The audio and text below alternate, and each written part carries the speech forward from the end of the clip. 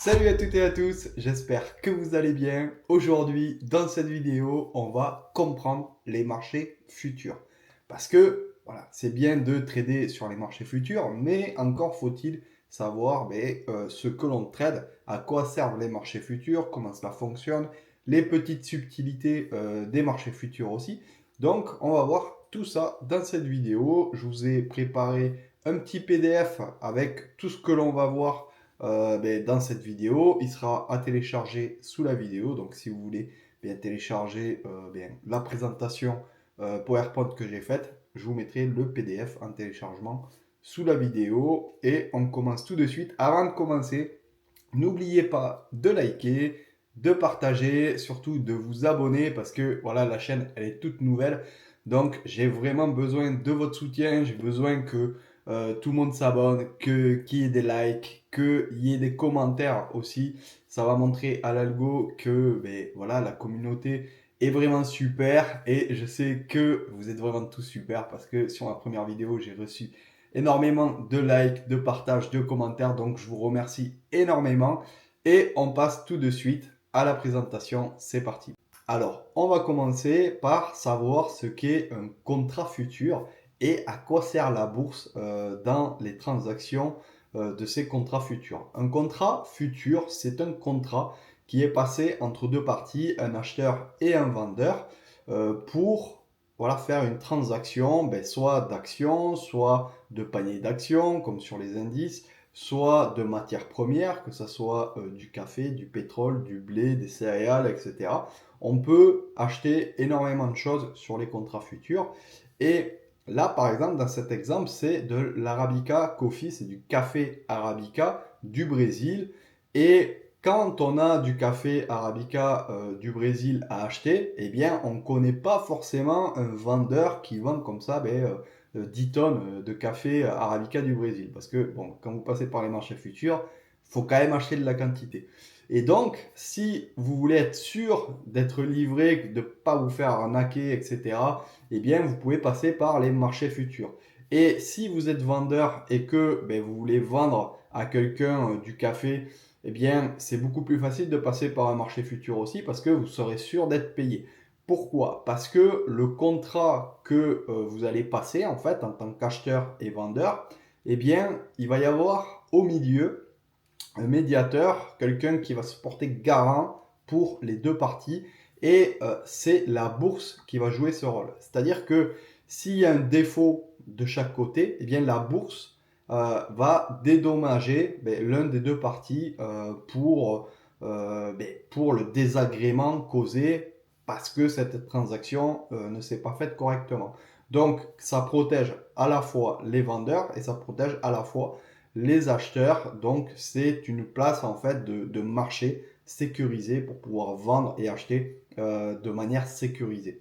Voilà, ce qui est un contrat futur. Et dans les contrats futurs, eh bien, si vous regardez ce qu'il y a à l'intérieur des contrats, alors nous, on ne le fait pas parce qu'on est des spéculateurs, on achète, on vend.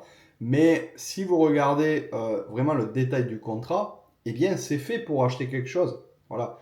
Et vous avez à chaque fois les spécificités de l'achat et de la vente, voilà, de la transaction. Là, par exemple, ici, sur ce café d'Arabica du Brésil, c'est vendu par la Bourse du Brésil, eh bien, vous avez le mois, voilà, il y a une échéance en fait sur chaque contrat futur. Souvent, sur les matières premières, c'est un mois, c'est-à-dire que votre contrat va durer un mois, il y aura 12 contrats dans l'année. Et sur les indices, souvent c'est 3 mois parce que voilà, ce ne sont pas des matières périssables. Donc on peut faire des contrats un peu plus larges.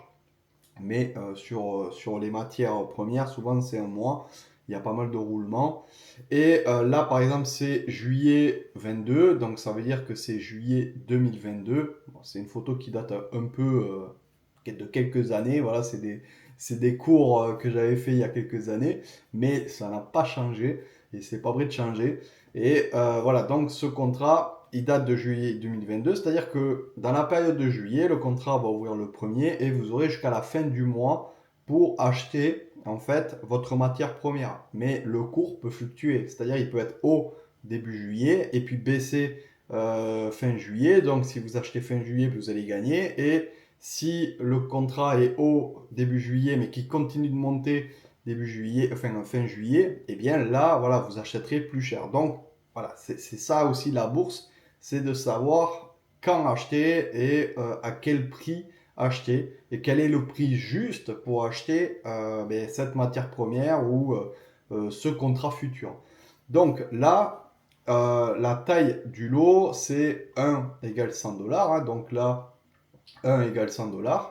Donc voilà, c'est pas 270 dollars pour acheter ça, hein, pour acheter la taille du contrat, c'est 27 000 $. Et avec 27 000 $, qu'est-ce que vous achetez? Alors les 27 000 $, ils ne sont pas débités tout de suite sur votre compte, ils vont être débités à la fin du contrat, c'est-à-dire quand le contrat va se terminer à l'échéance, c'est-à-dire à la fin du mois, dès qu'on va passer au mois d'août, hop, les transactions vont être enregistrées, ok, lui il a acheté, il a gardé sa position, donc on va lui livrer, on va lui débiter et on va lui livrer son café. Et ensuite, ici, un contrat, quand vous achetez un contrat, à quoi ça correspond? Ça correspond à 100 sacs de 60 kg.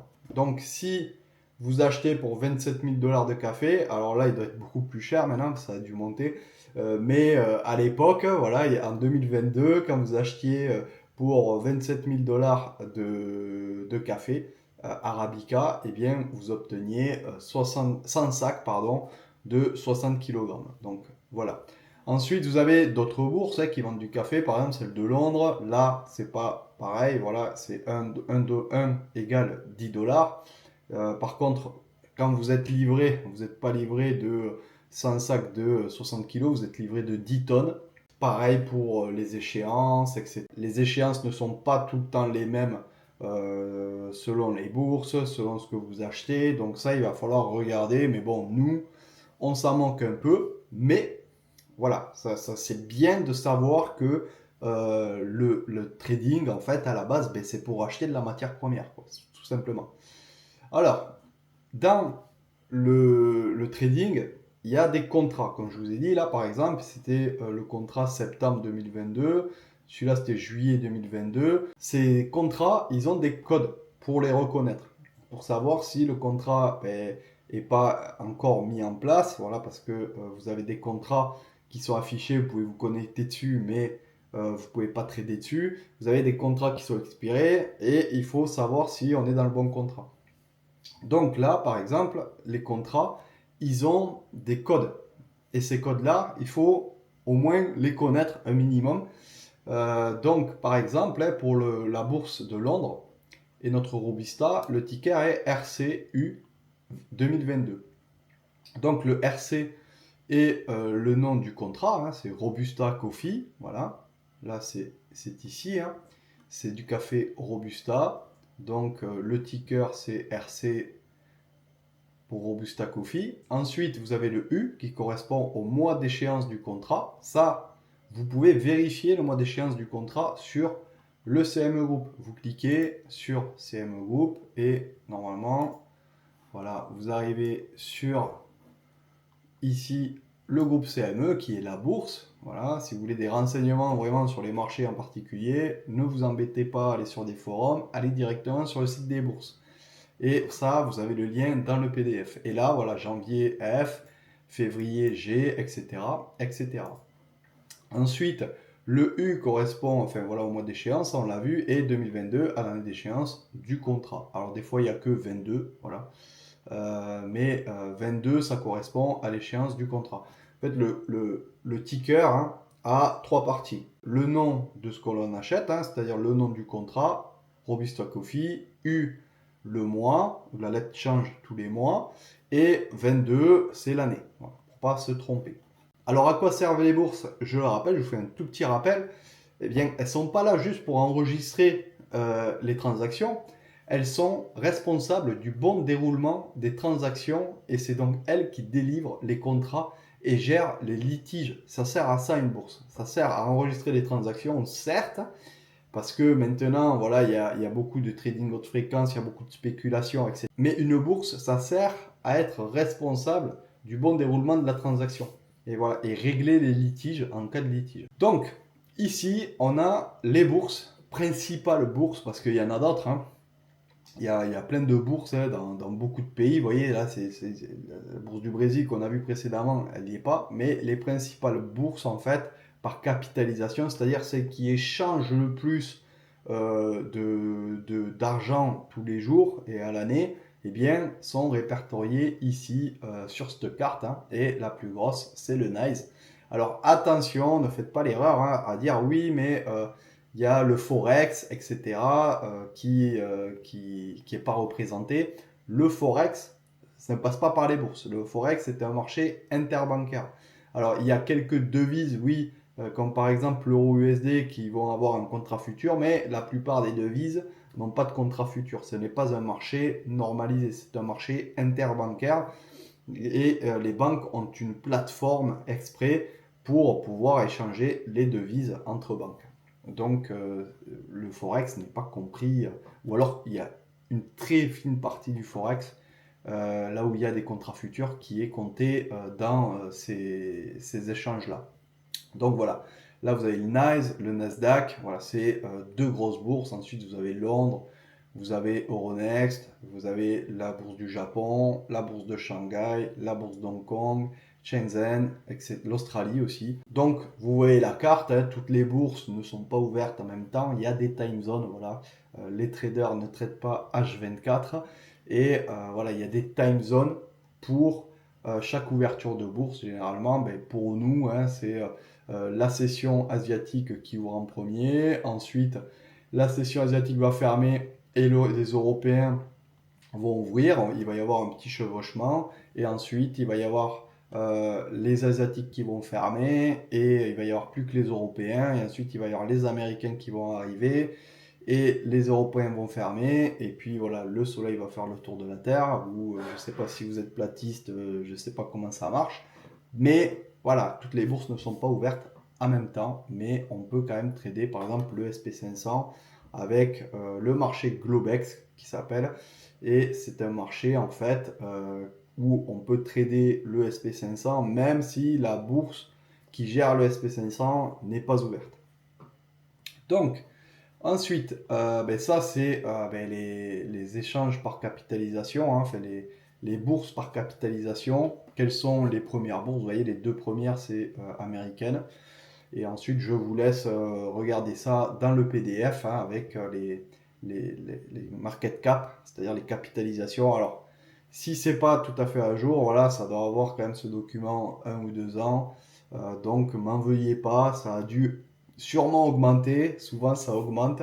Mais voilà, c'est à peu près. De toute façon, la place des bourses, généralement, ben, ça reste à peu près tout le temps la même. Donc, pour avoir des renseignements sur les instruments financiers, il faut aller sur les sites des bourses hein, qui gèrent les instruments. Ça, je le répéterai jamais assez. Il y en a beaucoup qui cherchent dans les forums, qui posent des questions sur des discords, etc. Alors que ben, la réponse, la vraie réponse, elle est sur le site de la bourse. Et ça, il ne faut pas se priver. Vous avez le CME Group, le Rex, etc., etc. Là, je vous ai mis pas mal de bourses, là, les principales. Et si vous cherchez par exemple les échéances, les volumes échangés sur les contrats, etc., etc., eh bien vous pouvez aller directement sur les sites des bourses. Elles fournissent ces informations et ce sont des informations qui sont ultra fiables parce que voilà, c'est la bourse elle-même qui va vous donner l'information. Alors ensuite, il y a les flux et les données. Alors là, je sais qu'il y en a pas mal qui connaissent pas la différence entre les flux et les données. Je sais que c'est un peu compliqué au départ, mais vous allez voir après, ça roule tout seul. Je vais essayer de faire vite et d'être concis, c'est promis. Donc, les flux et les données, ce sont deux choses différentes. Vous avez les données. Alors les données, qu'est-ce que c'est? C'est des informations qui, une fois passées dans votre plateforme de trading, vont vous afficher vos graphiques. Ça va vous donner le cours, ça va vous donner les volumes, ça va faire votre carnet d'ordre, la profondeur de carnet, ça va vous donner les transactions à l'instant T pour que vous les ayez dans votre inside print ou dans votre footprint, etc., etc. Ça va vous donner en fait toutes les données de marché pour que vous puissiez, pour que votre plateforme puisse construire votre graphique avec l'historique, etc. et vous donner le marché qui bouge en temps réel sur votre plateforme. Au niveau de ces données-là, vous avez plusieurs solutions pour avoir les données. parce que les données, bien sûr, ça se paye. La bourse ne vous donne pas les données gratuitement.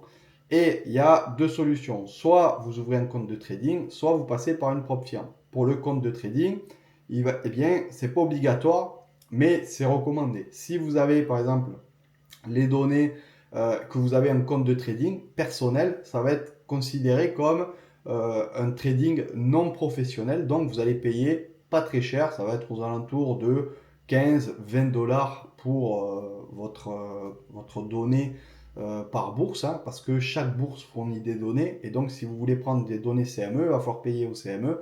Si vous voulez prendre des données Eurex, il va falloir encore payer à l'Eurex. Donc, il faut savoir ce que vous voulez pour pas prendre tous les abonnements du marché.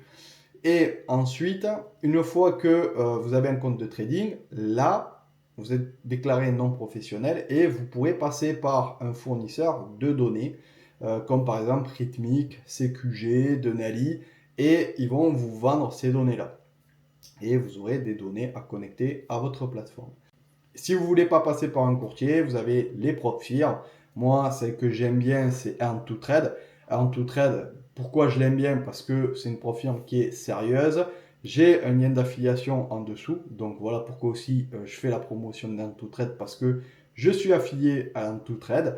Et ensuite, Earn2Trade, vous avez aussi les données de marché, hein, avec votre abonnement, et vous avez un compte démo. Donc voilà, après à vous de choisir votre propre firme. Moi je n'oblige à rien. Et si vous êtes vraiment débutant et que vous n'avez vraiment pas de sous, ben, prenez la propre firme la moins chère. Mais attention, le jour où vous commencerez à gagner, il faut se renseigner sur la propre firme, parce que généralement les propres firmes, ça marche bien en démo, mais quand il faut passer à la caisse, ben, c'est une autre histoire. Ensuite, il y a les flux. Les flux, c'est un autre petit chemin où là, ben, il ne va pas y avoir les données de marché qui vont passer, mais il va y avoir que vos ordres. Donc, les ordres, là, ben, c'est quand vous achetez, que vous vendez, etc. Ça va être ça qui va passer au niveau des flux. Et ça, c'est un peu différent. Ça, vous n'allez pas le payer souvent, mais vous allez avoir des commissions. C'est-à-dire qu'à chaque fois que vous allez passer un ordre, vous allez avoir un aller et un retour. Quand vous allez ouvrir, vous allez payer. Et quand vous allez fermer la position, vous allez payer. Donc, ça, c'est gratuit quand vous allez le mettre en place. Mais ensuite, quand vous allez trader, vous allez payer. Et voilà, il y a plusieurs frais. Il y a votre broker, il y a le fournisseur de flux et il y a la bourse qui se sert. Et donc là, le chemin, ça va être en gros, il va passer dans le flux, hein, ça va être votre ordre, ça va passer dans votre plateforme de trading, le courtier, il va regarder alors le courtier ou le clearer, hein, ça va passer ensuite à la place boursière et ça va être exécuté. Et ça va regarder ben, quel est votre ordre, hein, si vous rentrez sur ordre limite, sur ordre stop, si vous rentrez au marché, etc. Donc voilà, ça sert à ça, les flux, c'est différent des données. Par exemple, vous pouvez prendre par exemple, Sierra Chart, vous pouvez prendre des données de Nali et des flux rythmiques ou des flux tétons. Voilà, vous pouvez séparer les deux si vous voulez.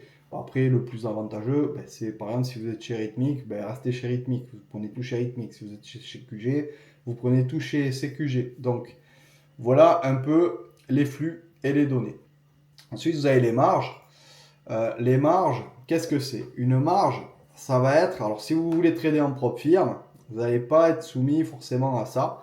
Mais si vous voulez trader en réel, la marge, ça va être ce qu'il faut sur votre compte de trading pour pouvoir placer un ordre. On va vous dire par exemple, si tu veux mettre un contrat, il va te falloir sur ton compte de trading, par exemple, 1500 $. Si tu n'as pas ces 1500 $, si tu veux mettre un mini contrat, eh bien, l'ordre ne passera pas parce que tu n'auras pas la marge requise. La marge, ça sert à sécuriser un peu tout le monde.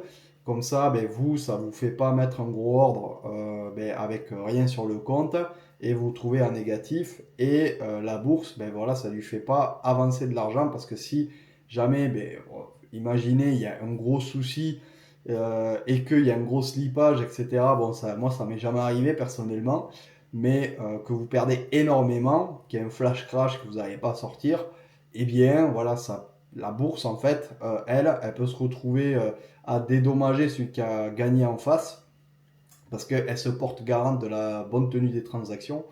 Elle est au milieu entre les acheteurs et les vendeurs. Et donc, voilà, vous, si demain, ben, vous ne voulez pas payer ou vous ne pouvez pas payer, ben, c'est la bourse qui va devoir débourser pour payer l'autre personne. Donc voilà pourquoi elle demande une marge, c'est une sorte de dépôt de garantie avant de pouvoir trader. Donc ensuite il y a les frais. Les frais, c'est ce que je vous ai dit, hein, c'est sur vos flux, c'est ce qui va vous coûter à chaque transaction, à chaque aller, à chaque retour. Là, par exemple, je vous ai fait un petit tableau. Alors, généralement, les frais, ça ne change pas trop, mais les marges, ça change régulièrement. Les bourses, selon la volatilité, etc., changent les marges. Ça, il faut regarder. À chaque contrat, c'est actualisé. Et par exemple, pour le mini, alors, on va essayer de voir le mini SP500. La marge est de 12 600. Si vous faites de l'overnight, c'est-à-dire le moment où les États-Unis ferment et la bourse asiatique ouvre, il n'y a pas de bourse qui est ouverte. Donc ça va être l'overnight. C'est assez cher au cas où, voilà, qu'il y ait un gros gap. Et donc là, ça va être 12 650 dollars qu'il va falloir sur le compte pour garder un lot en mini. Et la journée en intraday, vous avez juste 990 dollars à avoir sur votre compte pour mettre un contrat. Et ensuite, voilà, vous avez les flux, hein, les commissions. Là, c'est avec Rhythmic. Hein, à chaque ordre, vous avez 90 centimes. Ensuite, vous avez les frais d'échange, 1,23. La NFA, c'est les taxes américaines, 2 centimes. Et après, vous avez le total aller-retour. C'est ça qu'il faut regarder. Hein.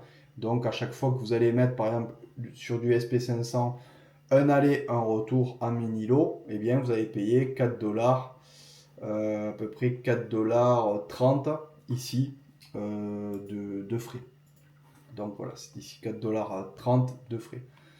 Donc, il faut le calculer aussi, hein, comme quoi on a des frais. Donc ça, c'est un autre tableau aussi avec Téton, par exemple, et Rhythmic. Téton, c'est le routing de Sierra Chart. Moi, je ne l'utilise plus, Sierra Chart. Mais voilà, pour ceux que ça intéresse, vous avez aussi la comparaison des deux. Je vous l'ai mis, c'est cadeau. Alors ensuite, les marchés futurs, juste pour terminer, eh bien, voilà, je vais faire un peu la comparaison entre les marchés futurs et les marchés CFD, parce qu'il y en a beaucoup qui ne comprennent pas en fait la différence entre les marchés futurs et les marchés CFD, et c'est une différence qui est très significative. Par exemple, quand vous ici passez sur un marché futur, eh bien vous êtes là, vous avez le trader, hein, et votre ordre, vous mettez un ordre. Par exemple, vous achetez le SP500, votre ordre va passer chez votre broker, chez votre clearer. Alors la différence entre le broker et le clearer, c'est assez simple. Le broker, c'est celui qui va gérer tous vos papiers, qui va vous mettre en place toute votre infrastructure avec les flux, les données, vous connecter aux bourses, vous proposer voilà, les meilleurs tarifs, etc., répondre à votre service client. Ça, c'est votre broker. Et ensuite, vous avez les clearers. Souvent, le clearer, c'est Dorman, etc. Et lui va garder votre argent. C'est votre banque. Voilà. Donc, si votre broker bien fait faillite, votre clearer, lui, si vous avez choisi un bon clearer, eh bien, lui va garder votre argent et va pouvoir vous dédommager. Ça sert à séparer un peu les risques. Donc, vous avez votre clearer, c'est celui qui vous fournit aussi votre levier. Et ensuite, une fois que c'est approuvé par le broker et le clearer, voilà, il y a assez d'argent sur le compte, eh bien, vous avez votre ordre qui arrive par la bourse et quand vous débouclez, pareil, hop, ça repasse et ça vous dit, ok, vous avez acheté, vous avez vendu. Alors que les marchés CFD, c'est différent. Les marchés CFD, ça va passer sur votre broker, mais l'ordre va se faire sur le serveur du CFD. Donc, là, c'est là la différence. Parce que les brokers CFD ne sont pas tenus de répliquer le marché. Donc, si par exemple le vrai SP500 monte et que votre broker décide, lui, de faire descendre le marché, il en a tout à fait le droit. Le broker CFD, n'est pas admis aux États-Unis. Donc, si vous êtes américain, c'est pour ça qu'à chaque fois que vous ouvrez un compte chez un broker CFD, il vous demande si vous êtes américain. Parce que si vous êtes américain, vous n'avez pas le droit d'ouvrir un compte sur le CFD. Pourquoi? Parce qu'il y a trop de manipulation. Souvent, les brokers CFD, vous regardez le cours d'un broker CFD, par exemple, vous prenez le SP500, vous regardez à combien il cote, et vous prenez le marché futur, vous regardez à combien il cote, vous allez avoir des différences. Voilà. Ensuite, le broker CFD, vu que c'est lui qui gère le marché, parce que c'est son serveur qui fait le graphique, si il veut sortir des clients, parce qu'il sait exactement où les stops et où les TP sont placés, il va pouvoir en théorie. Alors bien sûr, si le broker CFD est véreux, voilà, il n'y aura pas beaucoup de monde qui va s'inscrire sur ce broker. Mais attention au broker CFD parce que voilà, il y a eu beaucoup de problèmes et quand vous gagnez en bourse, c'est qu'il y a quelqu'un qui a perdu en face. Donc la bourse, elle, ne prend que des frais. Elle va pas sortir de l'argent parce que vous avez gagné ou que vous avez perdu. C'est que il y a une personne en face qui a parié par exemple à la vente et vous avez parié à l'achat et la personne a perdu, vous avez gagné et voilà, c'est la personne qui va vous payer. Tandis que quand vous prenez un compte chez un broker CFD, là vous pariez contre le broker parce que si vous gagnez, eh bien le broker CFD, lui, il va devoir sortir de l'argent pour vous payer. Mais si vous perdez, lui, le broker CFD, va encaisser cet argent sur son compte en banque. Donc, vous voyez, c'est différent. Il n'y a pas la même, en fait, transparence entre un broker CFD et un broker futur. Le broker futur, lui, il va prendre que des frais, que vous gagnez, que vous perdiez la transaction, il va prendre le même frais. Si vous faites 1000 $ ou 12 $ sur la transaction, il va prendre exactement le même. Donc, le broker futur va avoir tout intérêt à ce que vous soyez un bon trader et que vous restiez 10 ans sur le marché à trader et gagner parce que lui, il va gagner de l'argent. Plus vous faites de transactions, plus vous durez longtemps, plus il va gagner de l'argent. Alors que le broker CFD, ben, si vous cramez votre compte dans la journée, ben, lui, il est content parce qu'il a pris tout votre argent dans la journée. Donc, bon, c'est un peu vulgaire quand même comme explication parce qu'il y a des brokers CFD qui sont honnêtes, mais le fonctionnement entre le broker CFD et le broker futur, eh bien celui-là, donc attention aux brokers futurs et les brokers CFD, vous n'avez pas les vrais volumes, vous n'avez pas de carnet d'ordre, vous n'avez pas de footprint, voilà, vous n'avez pas le bon prix. Et bien sûr, les brokers CFD, ben, quand les marchés américains ferment jusqu'à ce que les marchés asiatiques ouvrent, ben, la bourse est fermée et les brokers CFD, ben, au open bar, ils peuvent faire ce qu'ils veulent. Ils peuvent chasser les stops, etc. parce qu'ils savent où sont placés les stops de leurs clients, vu que ben, c'est dans leur serveur. Voilà, cette vidéo est terminée. J'espère qu'elle vous a plu. Alors, ça, c'était vraiment l'introduction pour derrière aller beaucoup plus loin. Moi, je compte à vous faire à partir de 0 jusqu'à l'order flow avec cette chaîne YouTube. Mais si on veut vraiment aller vers du contenu qui est vraiment ultra poussé, eh bien, il faut connaître les bases. C'est très important.